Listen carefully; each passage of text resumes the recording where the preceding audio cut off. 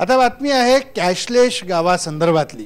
ठाणे जिल्ह्यातलं आदिवासी बहुल मुरबाड तालुक्यातलं धसई गाव हे महाराष्ट्रातलं पहिलं कॅशलेस गाव म्हणून समोर आलंय।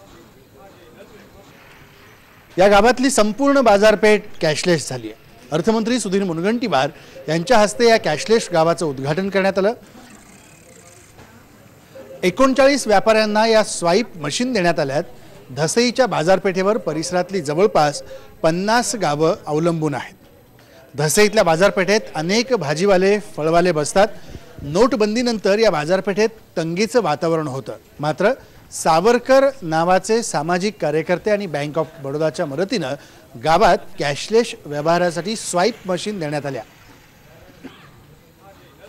150 व्यावसायिकांना स्वाईप मशीन देण्यात येणार आहे। यातल्या 39 जणांना सध्या या स्वाईप मशीनचं वाटप करण्यात आलंय।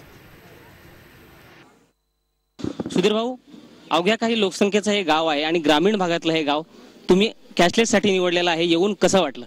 नाही, कॅशलेस साठी राज्याच्या वतीने निवडण्यात आलं नाही, तर हे गाव या जनतेने पुढाकार घेत या ठिकाणी बँक ऑफ बडोदा आहे, सावरकर प्रतिष्ठान आहे, या गावची ग्रामपंचायत आहे, या ठिकाणचे विधानसभा सदस्य आहे, यांनी पुढाकार घेऊन हे गाव कॅशलेस करण्याचा आणि माननीय देशाचे प्रधानमंत्री नरेंद्र मोदी यांचं उद्दिष्ट, लक्ष, स्वप्न साकार करण्याच्या दृष्टिकोनातून त्यांनी एक पाऊल पुढे नेलं आणि या गावाने जो हा निर्णय केला, या निर्णयाला पाठिंबा देण्यासाठी, या निर्णयाचं स्वागत करण्यासाठी आणि या निर्णयाला शुभकामना देण्यासाठी मी आलो।